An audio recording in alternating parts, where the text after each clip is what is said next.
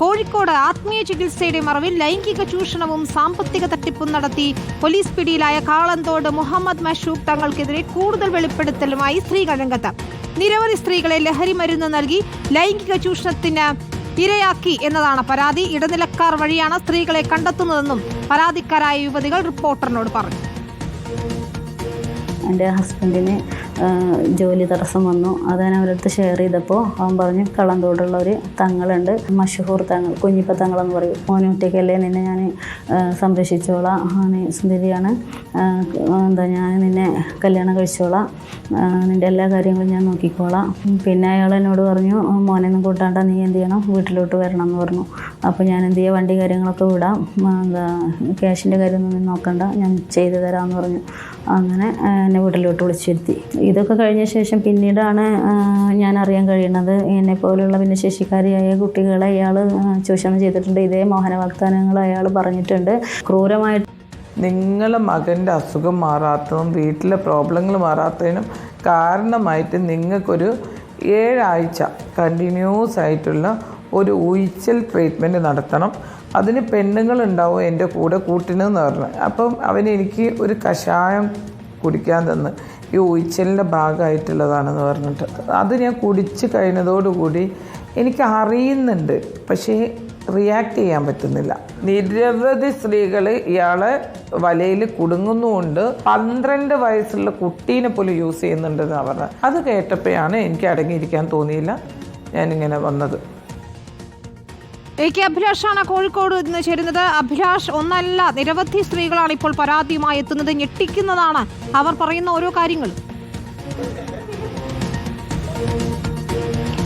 തീർച്ചയായിട്ടും ഞെട്ടിക്കുന്ന വിവരങ്ങൾ തന്നെയാണ് ഇപ്പോൾ പുറത്തു വരുന്നത്. ഇത് ഇടനിലക്കാരെ ഉപയോഗിച്ച് സ്ത്രീകളെ വശത്താക്കി തൻ്റെ സമീപത്ത് എത്തിച്ച് അവരെ ലൈംഗിക ചൂഷണത്തിനും അതോടൊപ്പം തന്നെ സാമ്പത്തിക ചൂഷണത്തിനും വിധേയമാക്കുന്നു എന്നാണ് ഇപ്പോൾ ഈ 2 സ്ത്രീകളും പറഞ്ഞിരിക്കുന്നത്.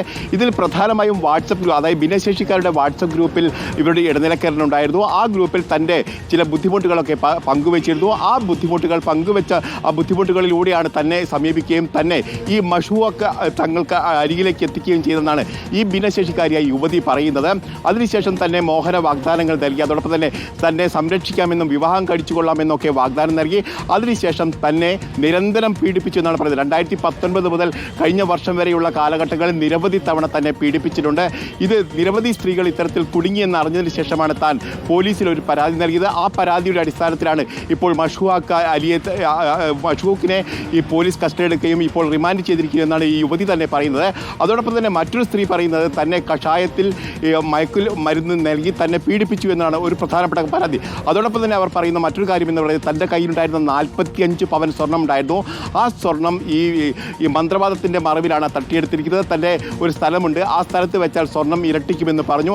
അങ്ങനെയാണ് 45 പവൻ സ്വർണം തൻ്റെ കയ്യിൽ നിന്ന് കൈവശപ്പെടുത്തിയത്. താൻ നിരന്തരം അത് ആവശ്യപ്പെട്ടു. അതോടൊപ്പം തന്നെ ഫോട്ടോ എങ്കിലും കാണിച്ചു തരണമെന്ന് പറഞ്ഞിരുന്നു. പക്ഷേ അതൊന്നും നൽകാൻ തയ്യാറായില്ല. പിന്നീട് പരാതിപ്പെട്ടപ്പോൾ ഒരു മധ്യസ്ഥ ശ്രമം എന്ന നിലയിൽ പിന്നീട് ഒരു കരാറുണ്ടാക്കി. പക്ഷേ ആ കരാർ പോലും പാലിക്കപ്പെടാത്ത സാഹചര്യങ്ങളായി. ഇതിനിടയിലാണ് ഒരു 12 വയസ്സുകാരിയായ ഒരു പെൺകുട്ടിയെ പോലും ഇയാൾ പീഡിപ്പിച്ചു എന്നുള്ള വിവരം തൻ്റെ ശ്രദ്ധയിൽപ്പെടുന്നത്. ഇതോടുകൂടിയാണ് താനും പോലീസിൽ പരാതിപ്പെടുന്ന ഒരു സാഹചര്യം ഉണ്ടായത് എന്നാണ് ഇവർ പറയുന്നത്. ഏതായാലും ഇത്തരത്തിൽ നിരവധിയായ സ്ത്രീകൾ ഈ മഷൂഖ് തങ്ങൾ പീഡിപ്പിച്ചു എന്നുള്ള കാര്യം പറയുന്നു. അതോടൊപ്പം തന്നെ മന്ത്രവാദത്തിൻ്റെയും അതോടൊപ്പം തന്നെ തൻ്റെ സിദ്ധിയുടെയും ഒക്കെ കാര്യം പറഞ്ഞുകൊണ്ട് തന്നെയാണ് ഇത്തരം സ്ത്രീകളിലേക്ക് അവർ എത്തുന്നത്. കുടുംബത്തിൽ നിരവധി പ്രശ്നങ്ങൾ അനുഭവിക്കുന്ന സ്ത്രീകളെയാണ് ഇങ്ങനെ ചൂഷണത്തിന് വിധേയമാക്കുന്നത് എന്നുള്ള പരാതി കൂടിയാണ് ഈ സ്ത്രീകൾ ഉന്നയിക്കുന്നത്. വിനീത. ശരി, അഭിലാഷ് വിവരങ്ങൾ നൽകുകയായിരുന്നു. ഞെട്ടിക്കുന്ന വിവരങ്ങളാണ് അവർ ഓരോരുത്തരും വെളിപ്പെടുത്തുന്നത്. ഇപ്പോൾ അയാളെ റിമാൻഡ് ചെയ്തിരിക്കുന്നു എന്നതാണ് അഭിലാഷ് ഒടുവിലായി റിപ്പോർട്ട് ചെയ്തത്.